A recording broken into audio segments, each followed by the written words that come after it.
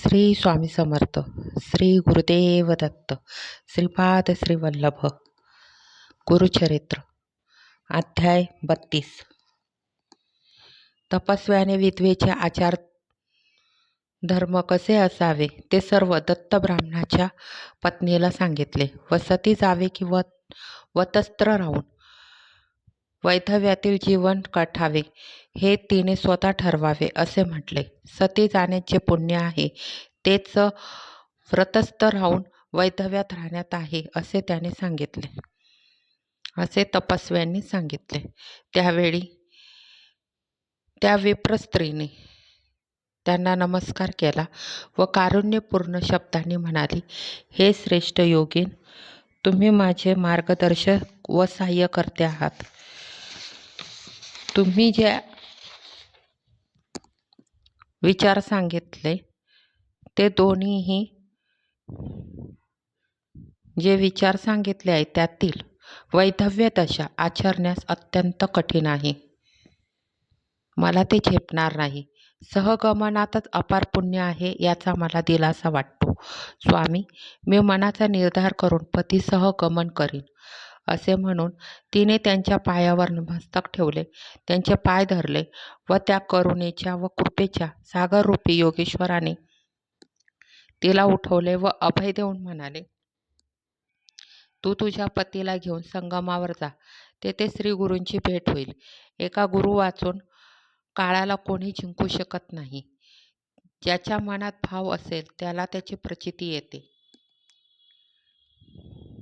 तेव्हा श्री गुरूंच्या चरणांचे दर्शन घ्यावे, मग तिथून परत यावे व पतीसह गमन करावे असे म्हणून त्याने त्यावेळी विप्र स्त्रीच्या कपाळावर भस्म लावले व तिला 4 रुद्राक्ष दिले आणि तिला म्हणाले, 2 रुद्राक्ष तुझ्या गळेसरात बांध.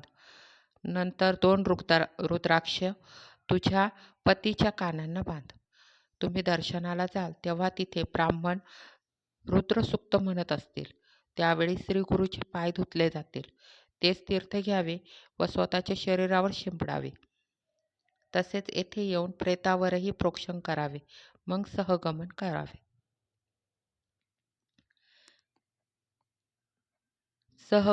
करावे. नदी तीरी तिने अग्निकुंड तयार कराविले. त्यात गौऱ्या लाकडे टाकली. अग्निकुंडाजवळ तिने प्रेत ठेवले व सुहासिनींना बोलवून वाणी दिली. ब्राह्मणांना विचारून ती स्त्री संगमावर नारायण रूपी नृसिंह सरस्वती होते तेथे गेली. स्वामींची मनोभावे प्रार्थना करीत ती स्वामींच्या दर्शनाला निघाली. समोरच्या संगमापाशी एक मोठा पिंपळाचा वृक्ष होता. तिथे तिला स्वामी बसलेले दिसले. ती दूर उभी राहिली व तेथूनच तिने स्वामींना नमस्कार केला. तेव्हा श्री गुरूंनी आशीर्वाद दिला, तुझे सौभाग्य अढळ राहो. त्यांनी असे म्हटले तेव्हा तिने आणखी एकदा नमस्कार केला. तेव्हा स्वामी पुन्हा म्हणाले, अष्टपुत्रा भव. स्वामींचे हे आशीर्वाद ऐकून सर्व लोक हसू लागले. त्यांनी श्री गुरूंना सविस्तर स्पष्टीकरण केले. ब्राह्मण स्वामींना म्हणाले, हिचा पती मरण पावला आहे. ही सुवासिनी कशी राहील? ही स्त्री सती जाण्यापूर्वी तुमचा आशीर्वाद घेण्यासाठी येथे आली आहे.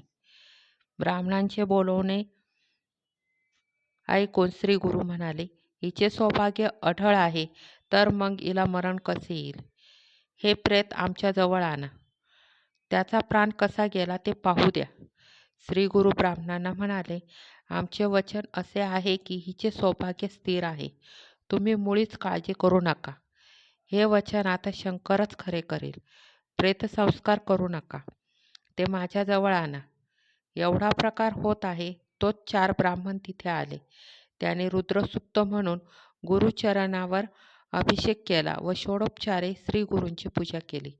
एवढे सारे होत आहे तो तेथे लोक प्रेत घेऊन आले. त्यांनी श्री गुरूंसमोर प्रेत ठेवले.